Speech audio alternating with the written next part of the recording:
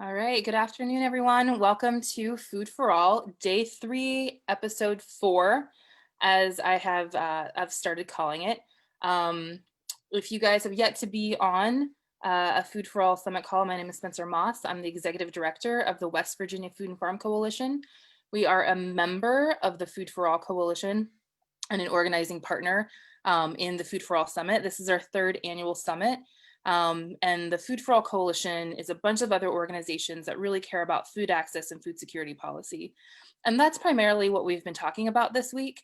But Wednesday is a skills building day, right? So one of the things we want to do with Food for All is really teach citizens, residents, how to be good advocates, how to work appropriately with lawmakers, how to work appropriately with other community groups, how to work appropriately with people from government agencies. So we wanted to take, and when we say appropriately, I mean, ways that are effective. So we wanted to take a session this afternoon and speak to some folks that work in government agencies. And all of these guys have worked with the Food for All Coalition at some point or another in the last couple of years. So they're a really good audience of folks to speak with. So thank you so much for being here with us.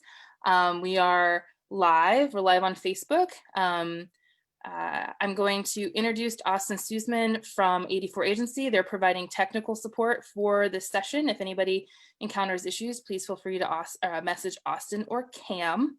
And Austin is going to do a 1-minute tech talk for us.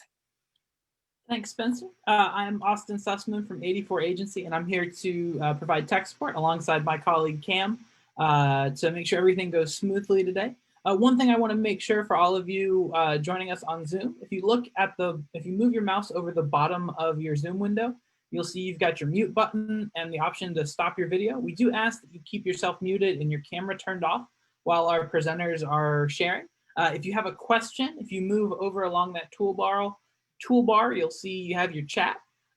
Drop any questions you have for the presenters in the chat, and we will try and get to those throughout the presentation. And if you're called on to ask your question, at that point you could unmute yourself and turn your video on, but otherwise just ask those questions in the chat. And for those of you joining us on Facebook Live today, we do have someone monitoring those comments as well. So if you're watching on Facebook Live, feel free to ask a question for our presenters on that platform as well, and we will try to get to those during the presentation. Also, we are monitoring the chat for anything untoward. So if that were to happen, those folks would be booted from the meeting. So just please try to keep all your comments respectful. All right, and now I will pass it over to Kristen.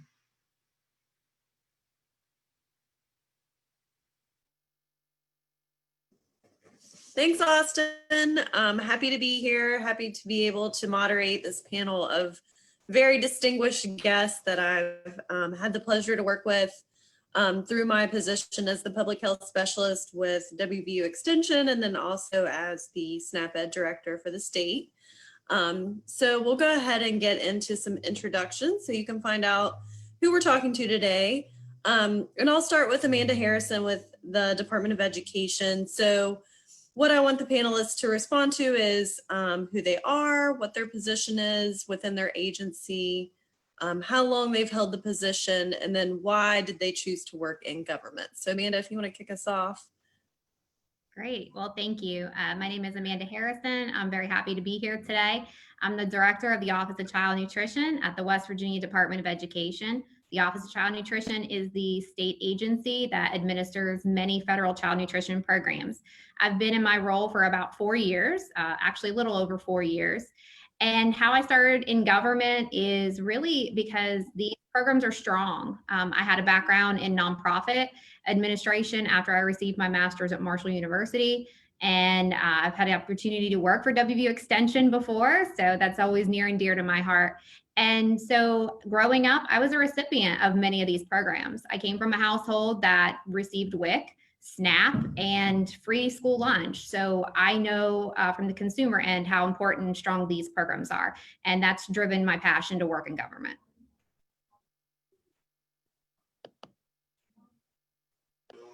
All right, Jackie, do you want to answer the questions again? Who you are, what your position is within the agency, how long you've been there, and then why you chose it. Sure, happy. to do that. Hi, everyone. My name is Jackie Hoppe.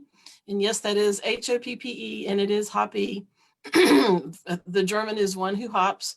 And it basically is the brewmeisters that were making sure that the breweries were full.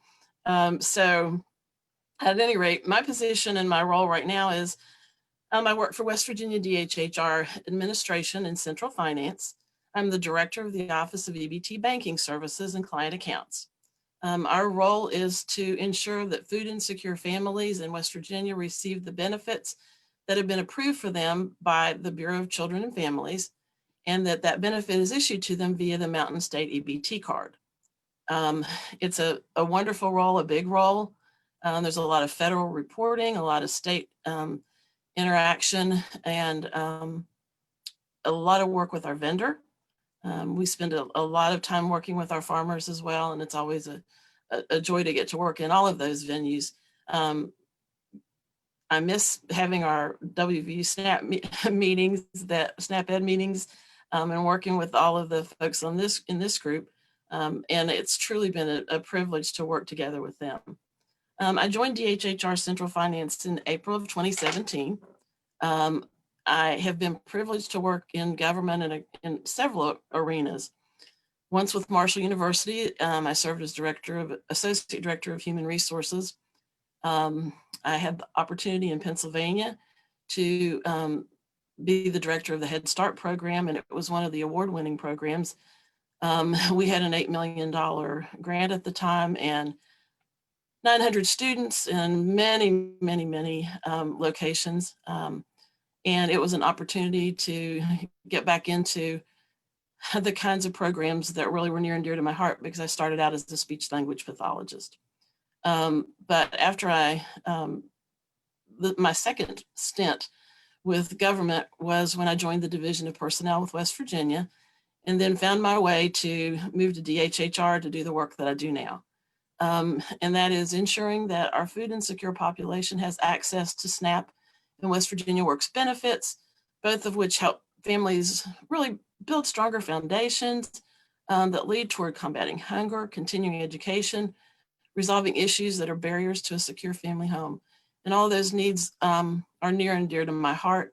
And lots of times people tell us that, you know, most of these people don't need the benefit. And my experience is that we have a huge group of people that really appreciate the benefit. There's a small group that are outliers that we do have some problems with, but for the most part, these folks need it and appreciate it. And I can't begin to tell you how many tears I've heard of joy when I've been able to help people find their benefits. So it's very rewarding to be able to have the blessing of helping folks each day.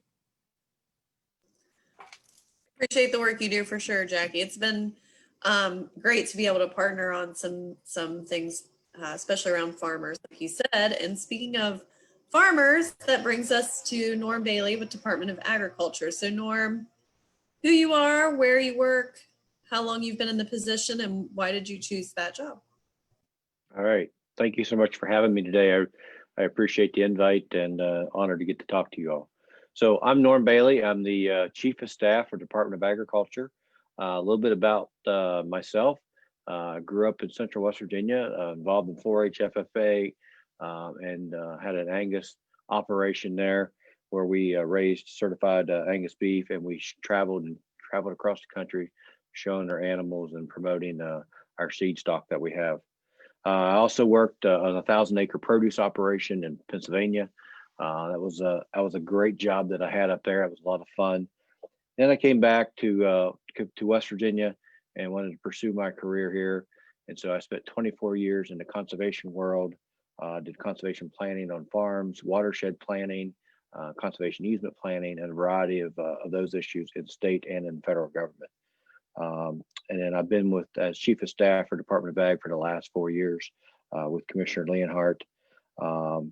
So I've always had some level of frustration with government, the inefficiencies that government has, and that kind of drove me to get back into helping in those arenas, make things more efficient for our citizens. I also have a real passion for conservation and just wise use of resources. And so that's kind of what got me, pushed me into this role. So Yeah, so here I am as chief of staff for the department. The Department of Ag is a very, very diverse department. We have 300 employees as department proper, and another 100 employees if you include the other agencies attached to us. And it's very diverse in what we do. And so it's hard to explain all of the aspects that we're involved with. But the biggest chunk of the department is a regulatory arm. That's the section that's not quite as much fun to work on, but we come with the attitude to educate first, regulate second. So hopefully we can keep our citizens in business and while protecting the other citizens through our consumer protection type program. So appreciate you having me. Very good. Well, now that we finished introductions, we'll move on to our questions. And Norm, I'll go ahead and start with you since you're off mute. The first question is kind of an icebreaker. Tell us about a time when your agency, or maybe even a past agency, was able to respond to a community need, and then what made that a good experience for you? So I don't have a lot of specific examples. I can tell you that food safety is one of those areas that's rewarding when we can respond quickly to resolve issues. I got to work with our regulatory division. I think it was last summer.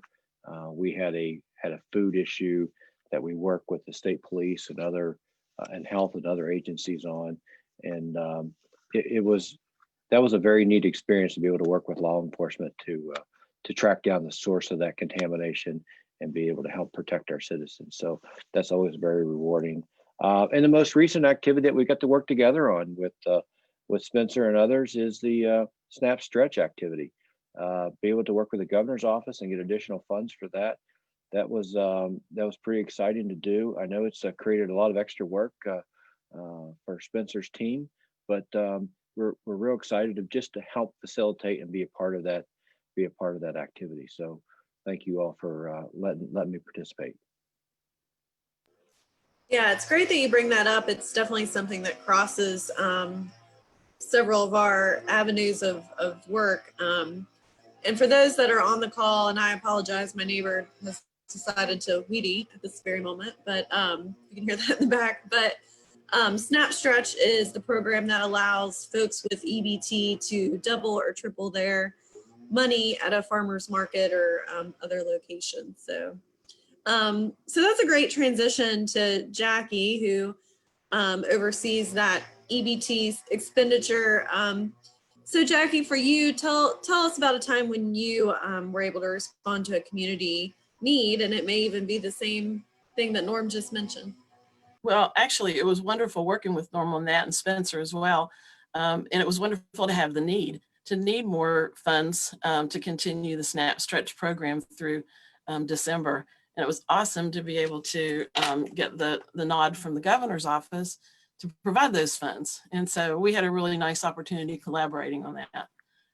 The other thing that comes to my mind is the pandemic EBT benefit, which has been near and dear to mine and Amanda's hearts for the last 7 months.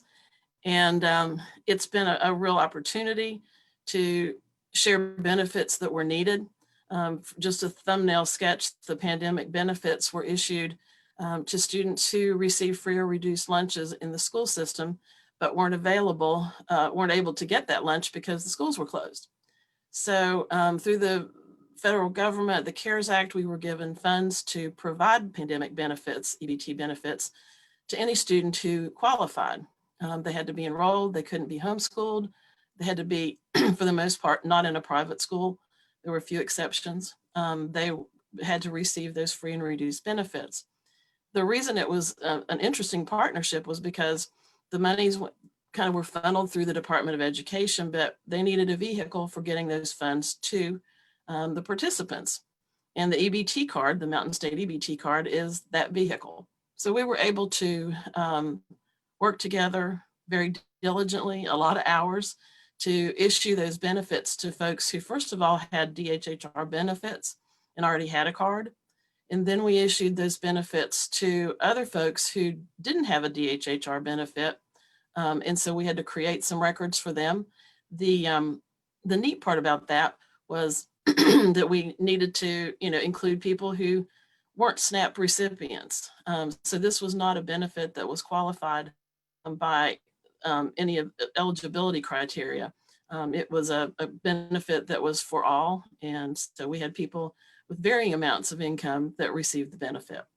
And for the most part, it was received dramatically well. People really appreciated it. I still get calls every day about where's my benefit? Is there another benefit coming? There are a lot of background things that we've had to do to make sure that benefit got out and was actually issued to the kids in a way that it should be. It wasn't issued on a card to the kids because we don't issue to children. So we had to have adults, and then the adults were the vehicle for making sure that that food went to the benefit of the child. So that's been a major activity and definitely, I think, a huge community need. And not only that, a fabulous partnership between BCF and the Department of Education and all of those things all those groups that work together to make this happen.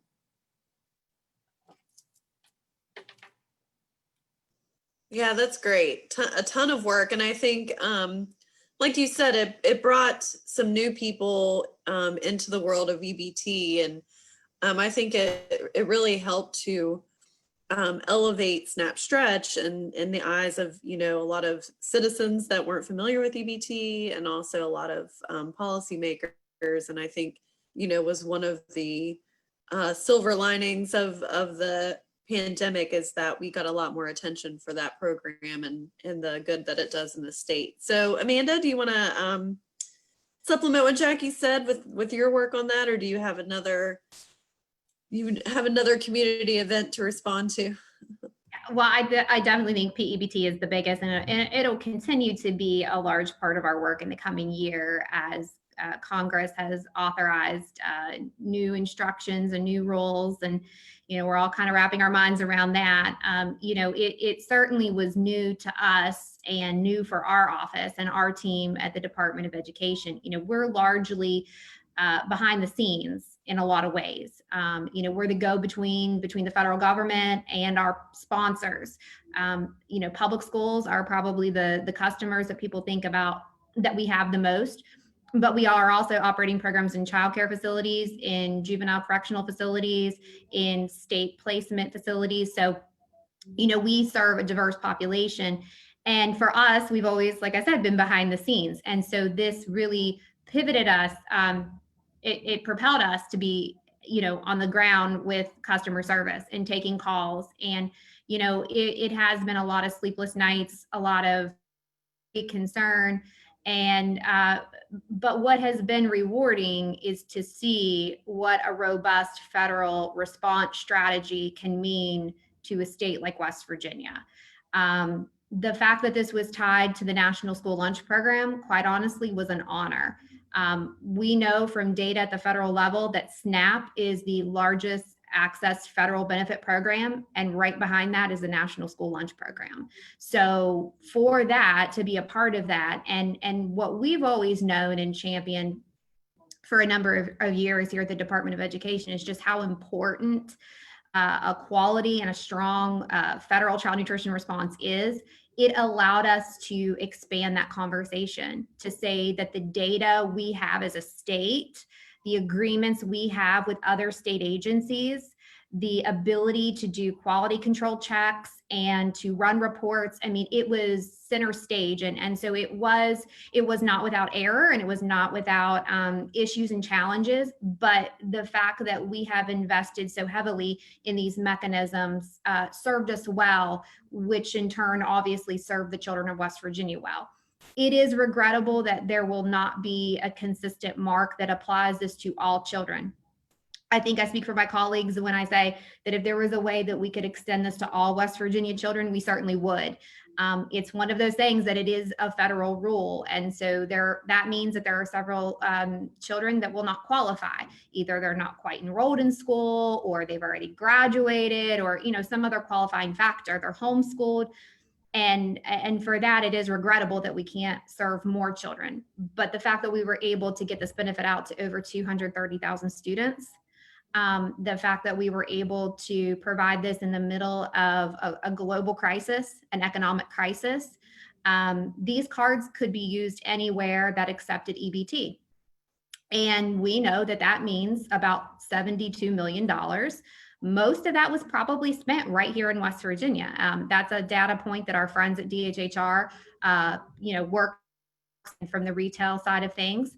But as folks were procuring their items, either locally or, grocery stores or what have you, that is huge for our local business establishments, again, in a pandemic. So to be able to serve in that capacity was new for us and huge. It was a heavy lift. It is a heavy lift. But it is an honor to carry that lift. And it's an honor to work with DHHR because they have been phenomenal. And just to echo what Jackie said, the late nights, the phone calls, the regular checking in. I'll kind of tell on us and tell just a brief story that we, in a previous life, pre-COVID, had actually developed a plan and submitted it to USDA to be a summer EBT demonstration project. So basically what we were wanting to do was take a pilot project. USDA had funds. We wanted to demonstrate how we could utilize this mechanism to provide access to these cards to needy children in West Virginia over the summer months, in addition to summer feeding efforts. We were heartbroken when we didn't get funded. We were very heartbroken. We were devastated. And not to be cliche and say everything happens for a reason, but because we had those plans drafted up, because we knew each other, because we had those relationships in place, we weren't starting from zero, from picking up the phone to say, who's the director at EBT? Who's the SNAP policy specialist? Who do we call? We knew each other. And so from that heartbreaking experience of not being awarded a demonstration project, we were able to use that data collection and that data point to say, let's dust off the old plan and let's do it. So certainly rewarding, and we look forward to opportunities to expand it in the future. Kristen, I would throw in just one other thought, and Amanda hit on it about not only did we help people who were food insecure, but we also have helped our retailers. We put about $72 million additional into the flow of funds. And that's one of the reasons that we worked with Norm, excuse me, to make sure that we had the extra SNAP stretch dollars, because these folks were thrilled to be able to go to a farmer's market and be able to use those benefits. And to have them doubled and tripled was just phenomenal. So there was a huge economic impact to this as well, and dollars that wouldn't have been floated had we not had the pandemic.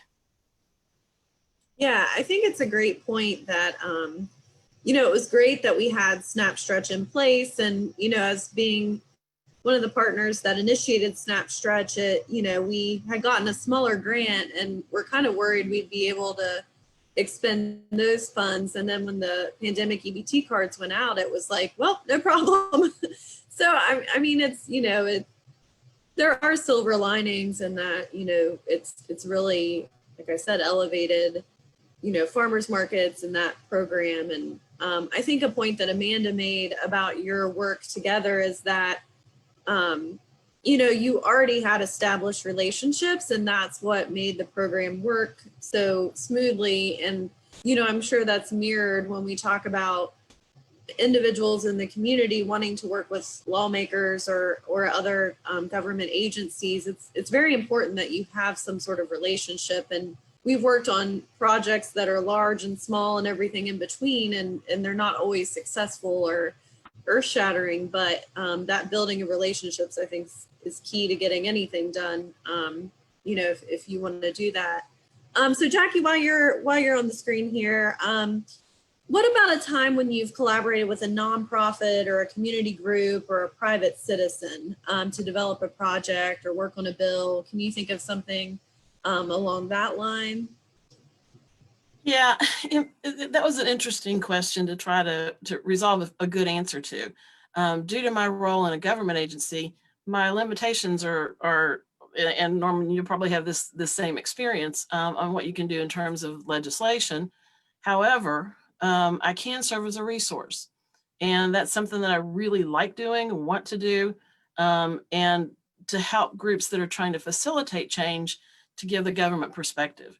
Often there are some budgetary constraints that, or budgetary rules and procedures that maybe folks who are passionate about serving may not know. And so we can be there to help do some troubleshooting and head off, some processes that may get in the way. So that's something that's really near and dear to my heart.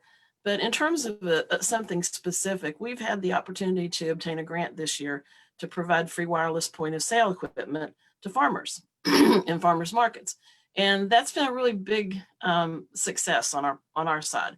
We have placed about 50 pieces of equipment, but it's not the old archaic equipment. We were able to go in and discover an opportunity to use a company that was very state of the art. And so folks could use their mobile phones and they could print, they could go ahead and work in terms of having reporting through this application. And it's just a really excellent opportunity. People have been able to use iPads if they didn't have mobile phones. So that was, I think, a really important way to facilitate the process in terms of getting those dollars out there again and helping farmers. And one of our goals, and one of the FNS goals, food and nutrition, is to get more farmers involved with taking EBT cards. And that goes back to the nutrition and the health and the economy. So that all of those things roll into one. And that was a very important piece of it. The best part of that experience, I think, is one of the things you wanted to know about. And that is just developing relationships with new farmers, helping them understand what they can contribute to the SNAP recipients. And so that's been a big, big piece of it. The most challenging part of doing that was making sure that people had the equipment, that they knew the equipment was available. One of the challenges is they have to be certified farmers. And so they have to work with the Food and Nutrition Service to get that certification to be able to accept EBT. So there's that process. A lot of it's just communicating. And unfortunately, I think that's the name of the game in about everything we do. If we communicate well and we realize the importance of both listening and sharing, all of those things can work together to make some impacts. So that would be, I guess, the takeaway that I have. Yeah, that's a lot of work. It doesn't sound like very much to get 50 pieces of equipment in the hands of farmers, but you and I both know that's many hours of phone calls and emails and technical assistance. So what about you, Norm?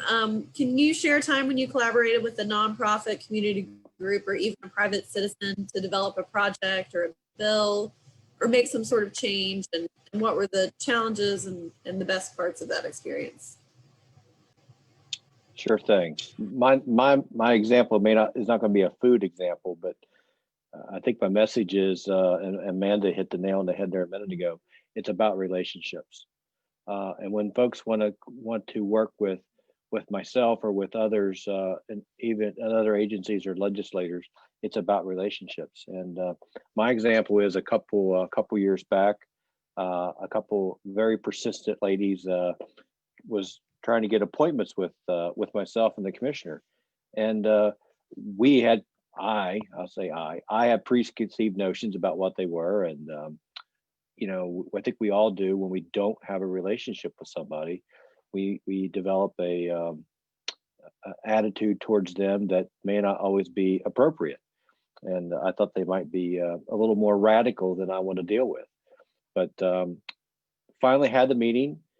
Sit down. They came well prepared. They did their homework. They knew what they were talking about. They had facts. They had data. They had a proposal, and they were wonderful ladies to work with. And we sit down and work with them. We didn't agree on everything. They did have some some areas, but they didn't push those. We found common ground very quickly. And from there, we were able to develop some draft language and get a bill through, get some rules through. And we developed a program really quickly because of support. And so the challenge with that, and so it was a great experience working with them. The challenge was there was other people like me that had the misconceptions about the group and what they were really trying to achieve. And it wasn't until you took the time and listened to them and understood that. But to give them credit, they had done their homework. They were very well prepared. And now we have a very successful program, and really happy to be working with those folks and have a relationship. So we still disagree on a couple things, but we keep finding more and more common ground. So without giving a lot of specifics about who they are, I will tell you, it is about relationships and about doing your homework. That's great. Amanda, do you have a situation where you worked with a nonprofit community group or maybe even a private citizen on a project or a bill? Yeah, so I would like to, we've worked with a lot of folks, but I would like to highlight our work with the American Dairy Association of the Mideast, ADA. We quite simply call them the Dairy Council, the Dairy Association. And Sharon Maynard is a registered dietitian, and she is the representative for our area. And every year pre-COVID, for the past 6, 7, maybe even pushing 8 years, she has helped our office coordinate in collaboration with Cabell County Schools a scratch cooking school. So we all know that the quality of school meals can always improve, right? Like we can do better, and we can look for ways to do less processed. We can look for ways to incorporate more locally sourced product. And Sharon is a big part of that. So pre-COVID, what we do with Sharon is that we get together, we bring, we host, well, actually Cabell County Schools hosts, and they let us camp out there for a week there at the school. And so what we do is we share the space and we try new recipes, and it is so fun. And we bring cooks from all over the state to come together, and we just play. We have all kinds of fun. You know, Sharon works with Christy Blower in my office, and, you know, they decide a menu beforehand. We've had state board members there. We've had members of the media. And, you know, we didn't get to do that last summer, but we're not going to let that slow us down now. You know, we're not going to let this take a back seat. We're going to get back on track, and we're going to work towards things that we have a value set at. And so we're going to be working with Sharon to do some virtual cooking schools. You know, it may not be as tasty as if we were all there together trying the same thing, but together we can do hard things, and together we can do challenging things. And so working with her, you know, again, as a dietitian, as somebody who represents dairy farmers and somebody who can come with fresh perspective and ideas from other states, we definitely appreciate her. And we absolutely look forward to the days we'll be back in a large kitchen with one another. But in the interim, we're going to pivot, and we're going to do some virtual training so that we can ensure that we're continuing to move in a positive direction.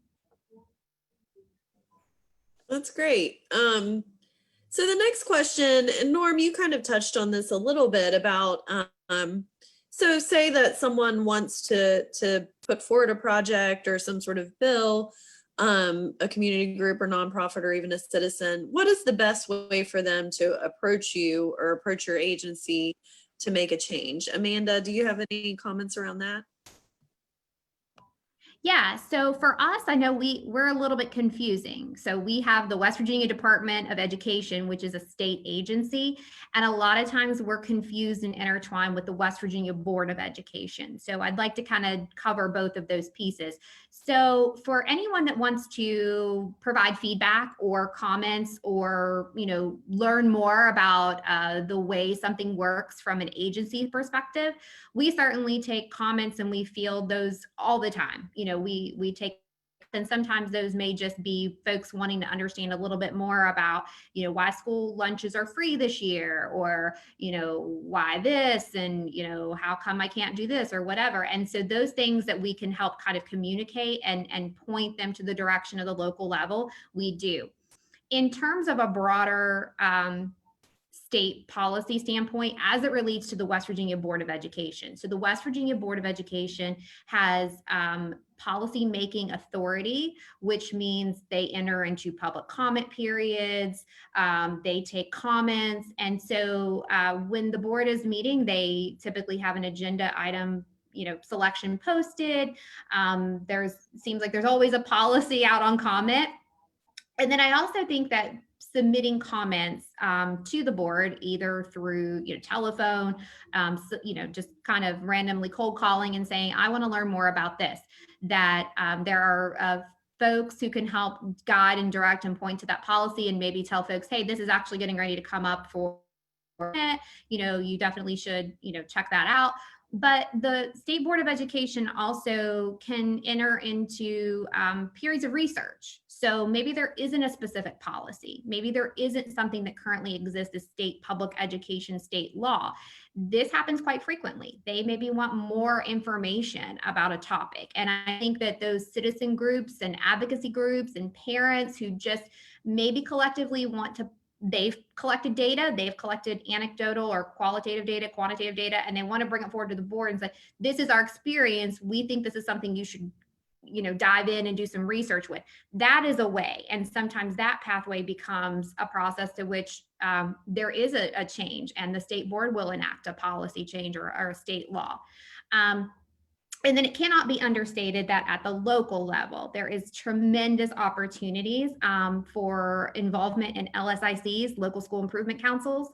That is a tremendous way to get involved and impact change. And, I don't ever want to discourage folks from getting involved in that because sometimes that not only will impact your school community, it have a ripple effect to other school communities. You could derive data and facts and pieces of information, and now you've developed your own little research project of how we had a problem, we had a change, we used our involvement with the LSIC, we made this, and then actually it became a county board policy. So that cannot be understated, that there is extreme power in that. And I have to get a shout to Jenny Anderson, who is very well versed in the LSICs. And so through her work with her organization, that they're a phenomenal way to help folks understand more about LSICs. Many are still meeting virtually. So even in the age of COVID, there are opportunities. Typically, these would be meeting in person, quarterly or whatever the case may be, but many are still meeting virtually. So I would encourage everyone to consider all of those avenues of ways that you can impact local or state public education policy. That's great to know. I mean, you're right. There's, we've seen it through our work with SNAP-Ed. When something great happens in one school system, people hear about it, especially, through the school nutrition directors or whoever's impacted, and, great things can happen one county at a time for sure. What about you, Jackie? How would someone want to approach you if they had some interest in a project or some sort of change? Our situation's a little bit different. We have, because we're embedded in DHHR and we work with both the bureaus, but we're central finance, it's usually better to kind of test the waters. If there's an idea, test the waters, contact us informally, and let's do some informational research to identify, is there a need? And is it a need that's for the greater group, or is it just a perceived need? So to test that and find out whether or not that need is just something that we think is really important, or if there is going to be a broader impact in making some further steps toward reviewing it. And then, also to find out if there are really some other solutions already in place. And sometimes that happens. And that, again, is collaborative. It's, the relationship between ag and education and DHHR and all of those groups together. But once an idea is distilled, then we can identify some next steps and next contacts, which might mean going to the WVU SNAP-Ed team. It may be going, so knowing those resources is really helpful. But because of where I live in terms of being a part of DHHR Central Finance, I have a wealth of information that we can certainly apply to any questions that people have. And also, it's a two-edged sword. I don't have the public entities like Amanda has to be able to go out and do that through the central finance group. However, we have the partnerships that we can work together. So, I think coming at it informally at first, just to test the waters, seems to be a really good way to identify what the needs are and what the solutions might be, or if there's solutions already in place. And I think one thing that I know, just with the place that I work and the background I have for you and Amanda, there's many federal policies that are not changeable, that Not flexible. work. And there are waivers at that level that can be applied, but you're operating under some guidance that comes down from above, and sometimes that limits what can be done at the local level, but it's still good to know what folks' ideas are, I'm sure. Well, and one of the things we've discovered too is, one of the things we've discovered too is, even though there are limitations, it helps us to check the boundaries. Are we doing it because it's tradition? Are we doing it because there's a rule? Or are we doing it just because? And is it something that can be changed? So we're really open to approaching things that way. Yeah, we had that experience. I think that was before you, Jackie, with the mobile markets. That's been a big push we've had even through Food and Farm Coalition initiating. And there was a rule with the senior and WIC vouchers about a market that was on wheels, but we, through digging, we found out that was a local policy that we could just take it out of the guidance and then it was fine. So there's always the possibility that something may be, just something that's been done before, but can be modified. And then there's the opposite of it can't be. So what about you, Norm? Is there any examples you have? What's the best way for people to reach out to Department of Ag if they're interested in some sort of change or program or policy? Well, I think, Phil, my key message really is do your homework first, and also build relationships so that you have hopefully a relationship prior to bringing the issue to the table, so that you're somebody that's respected, that you've had conversations with before on positive issues, not just always complaints and problems, but do your homework. So this 3-ring binder I'm holding up here is our legislative rules. Not sure how many we're up to, but those are what we're given. But if a group of producers or landowners or whoever may have an issue, so really some of the steps they need to go through is in doing their homework is find out the scale of the issue. Is it just something that just impacts a small community, a county, the state? How big is the issue? That will help bring more weight to their issue. You got to remember, the government only has limited resources. As my boss would say, we have a limited amount of ammo, and we need to use our ammo wisely. And so we want to tackle the issues that have the bigger impact. But educate yourself on specifically what is the roadblock, what is the problem. We do get folks that come to us with problems that are not a state issue; it's a federal issue. There's a lot of those, and that's fine. Let's do your homework, and then let's figure out how we're going to address it with the feds, and research both sides of the issue. So for every change you make, there is an opposite. Some resistance to the change, whether it be they just don't like change or there's a good reason. So if you're wanting to change law or legislative rules, first you need to understand what was the original intent of the rule. Is it a consumer protection issue? Are we trying to keep people safe, healthy? So you got to understand how that rule or law was developed. And so when you understand the scale, all those issues, now you can start scheduling the meetings. And so when you start those meetings, you really need to start with positive relationship, understand who you're working with, who the leaders are. You also need to build some allies on your issue. folks may have preconceived notions about who your group is, and you're going to have to overcome some of those barriers. But then you start sitting down and working with them to explain your issue, have a well-prepared presentation, and understand it's not a one and done. You don't walk into any department, any agency, even the legislator's office, give your PowerPoint presentation, put the ball in their court and go home. That's not how it works. You have to stay engaged through the whole process. Where it really gets challenging and where it's really important is to sit down and work through the details. Spencer and I, we've and Crescent and Jennifer, we've done that. We roll our sleeves up, we sit down, we look at the specific language, we start tweaking it, drafting it, working through it. But as things are proposed and get changed, there's always collateral consequences of everything we do.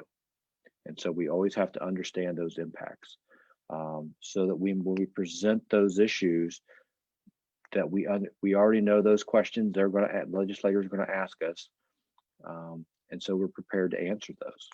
So we have to understand the big picture, and when we present, we try and be neutral and share. Here's the pros, here's the cons, sir, ma'am, and here's what we recommend. And so they really appreciate when they get that. So it's always good to see the other angles of an issue. When you're working with the legislature, always start with your representative, and then see if that representative will help you make the connections to others. And in our case, agriculture related issues, have your representative connect you with the chairman of the 2 ag committees, Senator Seitbolt and Chairman Cooper, and get and gain their support. You got to remember, if it's an ag issue, it's got to run through their committees, and they kind of need to support it, so you get it put on the agenda. So that's real important to do. They will, if they buy into your issue, they will have their staff and they'll sit down and help you write the bill, put it together. They'll work with us on that too. They don't always do that, but sometimes they do. When they do, when we all work together, we typically have a successful bill and we're able to push it through. Now, if we get to the point that you actually get a bill introduced, stay engaged, follow it. Don't be discouraged if it doesn't get passed this year. Keep pestering them, get it introduced again, but we'll always remain polite, respectful, and stay persistent, and keep pushing forward. The work never stops once you get the bill introduced. You got to remember, it goes to committees, it goes to the floor, and it goes down the hall to more committees and to the floor, and it goes downstairs to the governor's office. And so there's all these steps. And so if you really want to follow a bill and get it done, you gotta stay engaged through the whole process. Now, working with your legislators, my advice to you is, it's actually a year-round job. You're building the relationships, and so it's best if you, as a producer, landowner, farmer, whoever you are out there, is to make contact with your legislator, your specific legislator, work with them, build a relationship, and become a resource, so that whatever issues in front of them, that they feel comfortable in picking up the phone and calling you, asking you about a tax issue, asking you about oil and gas issue, whatever it is, or an ag issue. But stay engaged and be a resource for them, as well as for Department of Ag. We always have people we look towards for advice, and we'll call them up and say, hey, how's this going to impact you? What if this policy changed, what's it going to do to you? And back to the homework side, you need to understand where the roadblock is when doing your homework. And sometimes it takes a while to figure that out. But is the roadblock a law, a rule? Is it an agency policy? And we do find that a lot with federal agencies. There's a federal law, there's regulations, and then it's the interpretation of the regulations is where we have the challenge. And sometimes it's inconsistently interpreted across the United States. And we find that in West Virginia, that we have laws in West Virginia that are interpreted differently by law enforcement. For example, speed limit's 55 on certain roads. Some counties, the officers will pull you over for 57, the others will wait till you get past 60. So you need to understand where the policy issues are and what your roadblock is. But most importantly, do your homework and be a resource for folks. That's great. It's good to know. I know policy is not one of my my key parts of my job, but it's been interesting to see, you know, how those bills kind of weave their way through local organizations and you know, state agencies, federal agencies, you know, and you have to hit all those roadblocks, or, you know, maybe not roadblocks in between. So it's definitely a process for sure. I want to direct this question to Jackie. You know, you've worked with a lot of nutrition oriented groups. You've worked with us with SNAP Ed, and now working with Amanda with Office of Child Nutrition. And I'm sure the farmers that you've worked with as well. What do you see as future nutrition outreach that you'd like to do, or that you see as opportunities, or some key steps that you'd recommend as we move forward with the work we've been doing? Sure. Right now, the pandemic benefits are kind of paramount first in our minds and in our hearts, and doing that better this time around is truly, you know, I think key, and that's going to impact all of the groups that you mentioned. So, you know, I think that there are opportunities to make sure that we do this effectively. It was effective the first time, but everything can get better. So that's a big piece of what we're looking for. And part of the question was, you know, how would you paint a picture of a future partnership? And my vision is a colorful group of concentric circles. And those concentric circles have at the center of them the food insecure population, the food deserts that we have in our state, finding ways to improve that. We're doing online purchases with the EBT card. We're also putting EBT cash out for school clothing vouchers, allowances. So we're doing a lot of different things with the card this year, but there are some very important pieces to make that effective, and they're processor and retail pieces. We're working to get more state retailers to accept EBT cards online. And there's a cost to that. And we hope that those costs don't outweigh the benefits, that they will certainly work toward that. And I work really closely with the two retail associations to try to let them know what we want to do. But we also work with them to let them know that there are dollars coming in, new dollars coming in based on the emergency assistance or the PEBT. So, you know, I think those concentric circles, and I talk about this a lot, identifying and confirming needs. Are they perceived needs? Are they real needs? And then confirming that the need is for the greater group and not driven by just one partner, because it's easy to chase a rabbit. And we've got to make sure that that rabbit is going to feed the whole group and not just run down one trail. And then making sure that it's collaborating, you know, determine what resources are available and what resources are needed. And I think, you know, those are things that take the greater group. It's the theory of the mastermind. We have to have all of our heads together at the table to figure out those answers, and making sure that there are the right partners in place. You know, is this something that we need to say, hey, Norm, we need you badly? Or and hope that we've done enough homework that he says, that's not my area. We want to make sure we're on target. So doing that is important. And then making sure that you share the data, that you distill the data, that it's accurate, and then, you know, plan and implement to make sure that it makes, we find all the options. And then with that implementation, find a success that's going to help and impact that group at the center. So my colorful concentric circles are the picture that I'm painting for you today. At least it wasn't a poppy, but at any rate, yeah, those are things that I think really help us to make the right connections. And I can't echo enough what Norma said about being prepared, do your homework, and part of that is the group has to do that. If you're not presenting to someone, if you're working on a project, the group has to be prepared. And it goes back to listening.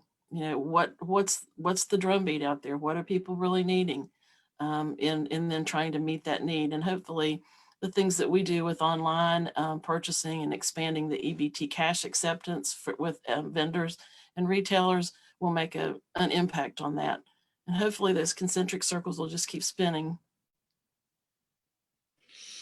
I like it. Sometimes about in our work that, my example is my work with the Food Justice Lab as a young dietitian. I never thought that one of my strongest partnerships would be with a bunch of geographers, but I mean, Yeah. I have to think about things, outside of the straight line of who the partnerships are and Right. what the value is there. And I think that we've done that really well in West Virginia. We're such a small state. We out and touch each other, all of us that are working on the issues. And I think that works to our advantage when we get all the gears going in the right direction. So Right. what about you, Linda? If there's a group of parents that think the Department of Education needs to find or needs to help find a way to make a change, what kind of roadmap would you draw for those parents in terms of working with you and making that happen? Yeah, so again, we are open. We receive feedback all the time, and we're happy to do that. In fact, I think the department is more poised than in any other school year between hotlines and email accounts where folks can give their feedback and things like that. These direct folks back to the local level, as we talked about before. The LSICs talk about those opportunities, but from a state level, we will continue to emphasize the opportunities to engage with the State Board of Education. And we have developed phenomenal partnerships over the years. And again, sometimes I think folks do assume that it's a heavy lift just to pick up the phone and say, hey, we have an idea, what process? And the idea may just be, all right, let's talk. And it may not be a regulatory issue. So like Norm said, do your homework and understand. And I think we have a pretty good handle on what is federally regulated. However, I will say, I think we're up to 70 waivers right now to be able to feed children in the mechanisms that we are. But I think that we have more flexibility than we ever had before to talk to parents and to explain. I mean, in this year and the age of COVID, as we look towards opportunities, I mean, we have new opportunities for new flexibilities. Parent proxy pickup, guardian proxy pickup, engaging with volunteers to help make meal deliveries, engaging with the public to, work together collaboratively on grab and go meals and things like that. So we will certainly take and receive all feedback. We're very transparent. We're not hard to find. And so we're happy to do that. So the roadmap would be between the LSICs, the State Board of Education, and then sometimes, again, just engaging in those meaningful conversations and relationships. So what you're saying is if someone has an idea for changing how food is delivered, now is the time to ask, right? Yeah, and I think that it's important to note that with USDI, there are a number of flexibilities that I think that sometimes folks maybe don't realize exist. And I think we always want to give our schools an opportunity to respond to those feedback. Sometimes we get calls and comments, and we will include, if they're from a certain county, and we want to include those at the local level, because we have to be respectful of the fact that there are 55 governing boards of education, county boards of education, who have been elected by their communities and who have appointed leaders, hired leaders to implement the administrative rights and responsibilities of the local school system. But certainly, we're one part of that, and we are happy to engage in that. We certainly do not have all the answers, but we are open to anything that would help improve a strategy, a product, improve a new avenue, working with producers, working with dietitians, and doing this because the kids, they're our reason for being. We do this work for the children of West Virginia, and so it does take all of us, absolutely. That's great. Well, I'll give each of you a chance for a short closing statement. We're right at 3:30. We do have one question I just want to mention, and I'm not sure if this is something that Norm has some feedback on, or we might need to research a little more, but from Dana DeJarnett,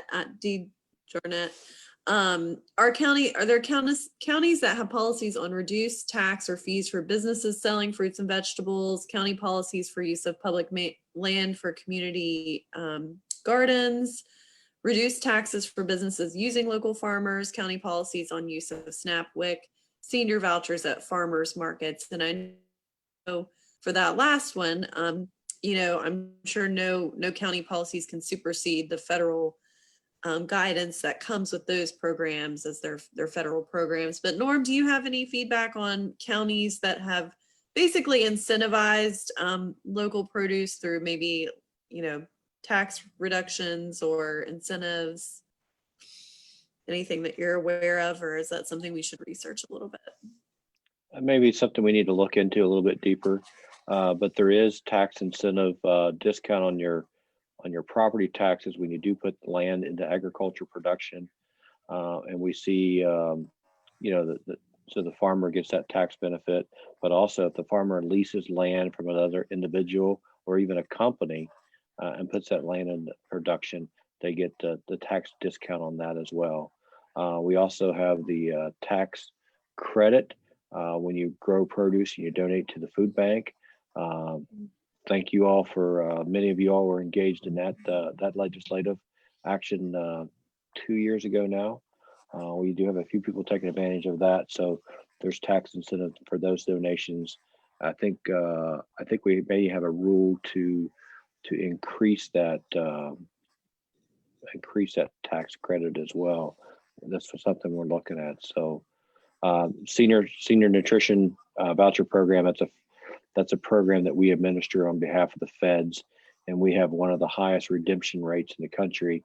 But it's still disappointing that we still leave, there's still vouchers out there that people don't utilize.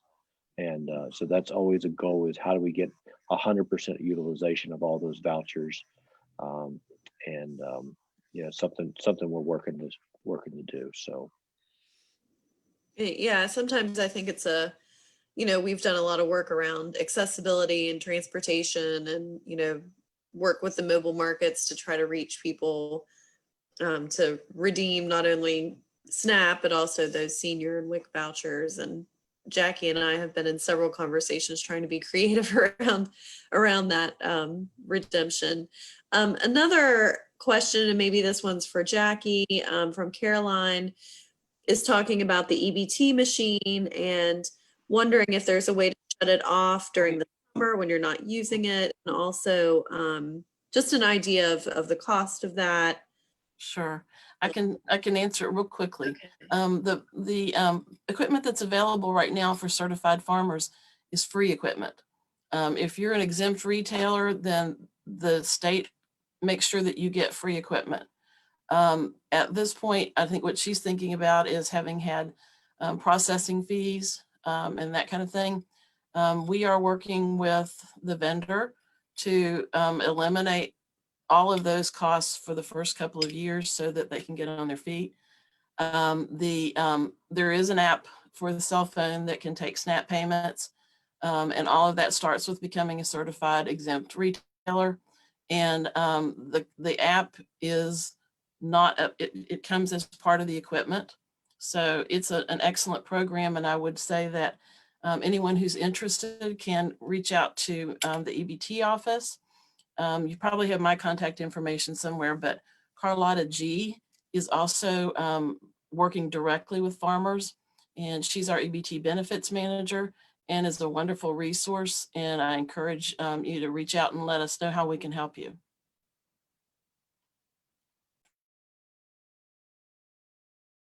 That's all I saw as far as questions. So if Jackie, do you have any final closing statement? Oh, you're opening up the Pandora's box. No, actually, We're 5 minutes over, so I know that's what I'm worried about. I think the answer is we want to work together with folks, And there are many opportunities. It may be retail, it may be farm, it may be helping someone identify if they're eligible for benefits. What benefits they might be able to be qualified for. And what are the ways that we can expand how we use those benefits, like our online purchasing. So I think there are a lot of opportunities, and we're open for business and open to talk. And if we can get past pandemic benefits that, that really are high on our list of things to get done and get done well, then we're ready to take on other things. Very good. What about you, Amanda? Any final statements? Yeah, so I would definitely be remiss if I didn't thank my colleagues here on the phone. Both Norm and Jackie have been phenomenal, especially during the start of the pandemic. I want to thank the State Department of Agriculture, because there was literally, they said, whatever you need. How are we feeding kids? What do you need? Put us to work. And we did. So whether that was working with the National Guard to transport meals or store meals at the State Department of Agriculture facility in Fair Plains, and it's really these times that we're reminded that we are looking out for each other. And so I think we're all probably, I'll speak for us again, we're probably the hardest on ourselves when it comes to how can we challenge ourselves to make these programs better? How can we make a process more effective? What support can we do? I had a mentor one time who said, I think he meant it to be a challenge, but also wanted it to be probably a little tongue in cheek. But he said, if you're sitting around asking yourself, could I have done more? The answer is yes. And so never feel like you have arrived, and never feel like we've done all we can, because there's always something else we can do, a phone call, a connection, a relationship, a process, something we can do to reach a child. And so for that, we look forward to continuing to work across sectors to help. The pandemic will end somehow, some way. This will end. And we're going to need those relationships that we have established and strengthened in the recovery phase, because there's going to be a lot of reckoning and a lot of recovery that takes place from this.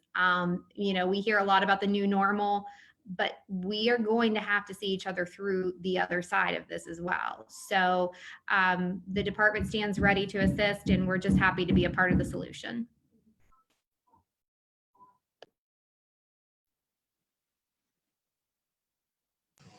Norm, final statements from you? Well, thank you again for having me here. I really appreciate it. The department is always ready here to help. We're very diverse in what we do, everything from pesticides to animal disease control to pest control, keeping our lumber exports safe, working with auctioneers, all the laboratory testing that we do. But I guess kind of on the rule change in policy legislative side, I guess my advice for folks, last words, is if it was easy, we'd probably have it fixed already. Things get very complicated. The simplest things, like we dealt with the Fresh Food Act last year. Spencer was involved in that with us as well. They wanted 20% of all purchases needed to be grown within West Virginia. Sounds simple, but when you start digging into those things, it gets really complicated really fast. And so I would just say things do get complicated quickly. Life is complicated, and life is messy, but life here in West Virginia is very good. So folks, please stay engaged. If you've got issues or challenges, do your homework, give us a call, and let's sit down and talk about them. Let's build alliances and partnerships, and let's work through those to make West Virginia an even better place to live. That's great. I can't think of a better line to send us off from our little panel here. I appreciate hearing from all of you, seeing all of you. I can't wait till we can meet in person again and work together on the next project, our next brainchild of how to make West Virginia better in terms of food access and nutrition, I think the keys here are relationships and doing your homework, staying involved, understanding that change takes time. Norm, I say that to my staff all the time. If it was easy, it would have already been done, so but I think, the key is someone who maybe serves at a state level in a position is that you need the information from the ground to guide the work at the top. So, staying connected with the folks on the panel, even myself to some degree. I mean, you need to know what's happening at the local level to be able to influence change. So I think, the key is to keep those lines open and people should, I know since I've worked with all of you that you're great to communicate with directly and open to that communication. So I think just reinforcing that we need that when we're at a state level position. So. All right. Thank you all. It's been a pleasure. Thank you, Kristen, for your leadership. We appreciate it. It was fun to be able to participate. And thank you, Spencer, too. Good. Yeah, thanks, Spencer, for hosting. Yep. Thank you, Kristen and Spencer.